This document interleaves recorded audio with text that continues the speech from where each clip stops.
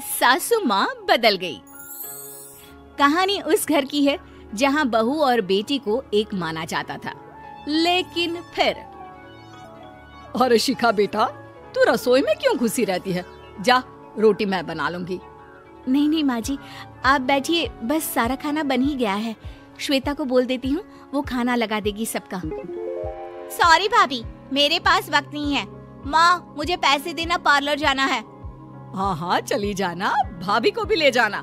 वो भी जाने को बोल रही थी पार्लर, पर पहले ना मदद कर दे उसके खाना लगाने में। देख माँ, वो बहू है, उसे बहू रहने देना, इतना सर पर मत चढ़ा भाभी को। श्वेता, ज्यादा मत बोला कर। बहू और बेटी में कोई फर्क नहीं होता है। जा जाकर काम कर।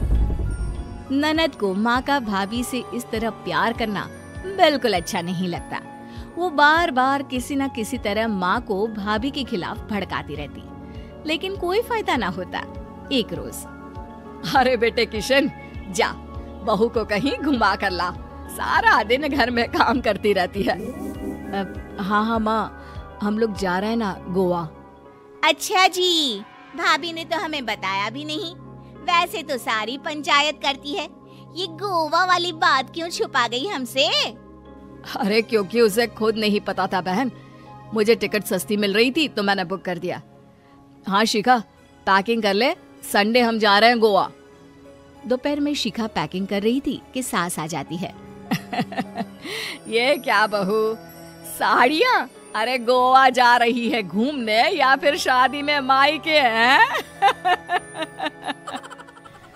माँ जी, ऐसा कुछ है ही नहीं, समझ में नहीं आ रहा क्या रखूं कपड़े में। अरे तेरी और श्वेता की साइज तो एक ही है, उसके कुछ मॉडर्न कपड़े ले ले, आकर लौटा देना।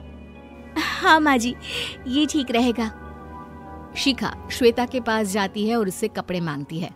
ना जी ना, मैं अपने कपड़े ना दूं, वैसे भी फैल जाएंगे मेरे कपड़े, बहुत महंगे वाले हैं। शिखा मुंह लटकाकर कमरे में आ जाती है तो सास कहती है, चल तैयार हो जा, तुझे मैं शॉपिंग करा कर लाती हूँ गोवा की।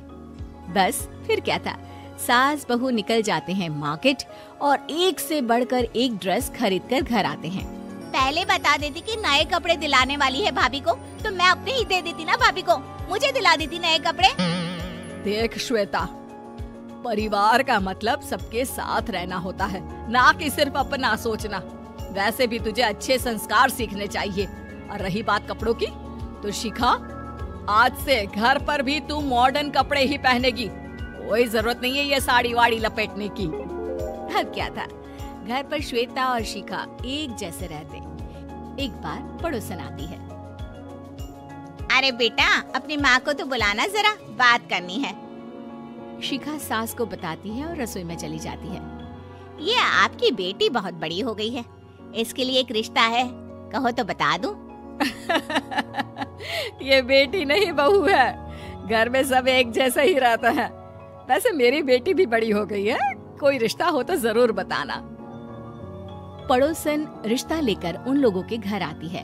तब श्वेता की होने वाली सास कहती है, तो ये घर है, कितने मंजिल का है? और ये बहू ने आपकी क्या पहन रखा है, जीन्स टॉप? अरे भाई, साड़ी वाड़ी नहीं है क्या इसके पास? देखिए, सर्दी है तो साड़ी में बहू कैसे मैनेज करती, वैसे पहनती है साड़ी भी। देखिए, हम लोग ठहरे पैसे वाले लोग, कोई कमी नहीं है हम लोगों के पास पैसों की, बहुत पैसे हैं, जमीन, नौकर चाकर, कार, सब कुछ है, लेकिन घर में संस्कारी बहू चाहिए। समझ रही हैं ना आप? सास कुछ कहती कि श्वेता बोल पड़ती है, हाय रे, नौकर चाकर से लेकर जमीन, कार, पैसा, हाँ, मुझे रिश्ता मंजूर है मुझे। अरे रुक जा श्वेता, मैं बात कर रही हूँ ना। देखिए, हम लोगों के घर इतनी आजादी नहीं मिलेगी। अरे हाँ कर देना माँ, हाँ कर दे जल्दी से। सास क्या करती, बेटी की शादी ऐसे घर में कर देती है जहाँ ना उनके विचार मिलते हैं और ना ही आचार। शादी के बाद एक रोज फोन पर, श्वेता बेटा, एक बार घर आ जा, बहुत दिल करता है तुझे देखने का।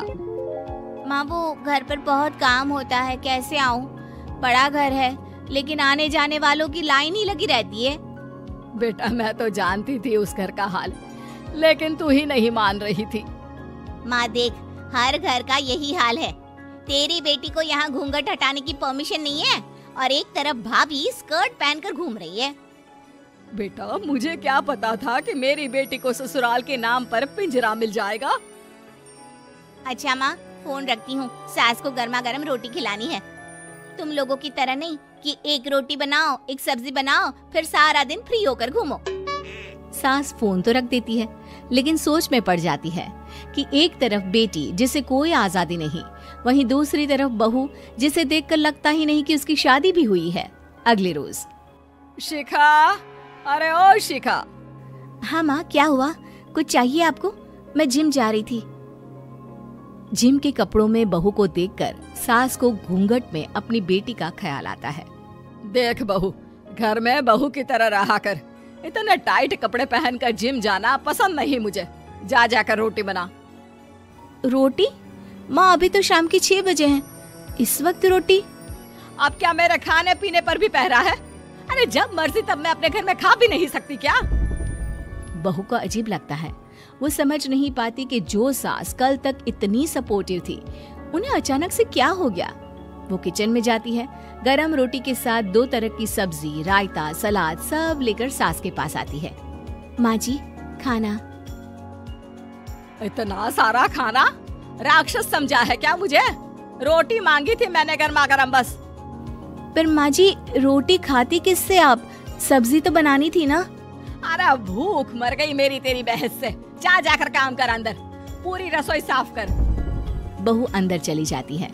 थोड़ी देर में श्वेता घर आती है। अरे शिखा, जल्दी से चाय ला, पकवान बना, मेरी बेटी आई है। अरे नहीं नहीं माँ, ड्राइवर बाहर खड़ा है। मैं तो घर का कोई सामान खरीदने के बहाने यहाँ आ गई हूँ, मुझे जाना होगा। अरे बेटा, पर कितने दिनों बाद देख रही हूँ तुझे, रहने आ जाना 2-4 दिन के लिए। आ जाऊंगी माँ, जब मेरी सास मरेगी तब। मैं तो रोज मन्नत मानती हूँ कि मेरी सास मर जाए तो अच्छा है। अच्छा चल, जा रही हूँ माँ। हे भगवान, कैसे कैसे दिन देखने पड़ रहे हैं मेरी बेटी को। सास अंदर जाती है, जहाँ श्वेता की जिम वाली सहेली का फोन आया होता है। क्या बात है, आज जिम नहीं आई? अरे पता नहीं यार, आज माँ को क्या हो गया अचानक। पर खैर कोई नहीं, लगता नहीं कि मैं अब जिम आ पाऊंगी। शिखा स्पीकर पर बात कर रही थी, जिसे सास सुन रही थी। यार ये सास ना होती ही ऐसी है। मैं तो कहती हूँ बुढ़िया जल्दी मरे और तू आराम से जिए। शिखा को सहेली की बात पर गुस्सा आ जाता है। माँ के मरने की कौन सा बच्चा दुआ मांगता है मोहिनी? आगे से ऐसी बात मेरे सामने मत करना। हमारे घर की शोभा ही माँ है। क्या हुआ जो थोड़ी सख्ती दिखा रही है? उसमें भी कोई ना कोई उनकी भलाई ही होगी। मैं तो कहती हूँ भगवान मेरे जैसी सास सबको दे, जो सिर्फ माँ की तरह है। सास वाली तो कोई बात ही नहीं है उनमें। सास ये बात सुन रही थी। उनकी आंख में आंसू आ जाते हैं कि क्यों वो बेटी की किस्मत में बहू को भी भागीदार बना रही थी। शिखा, अरे ओ शिखा, क्या हो गया?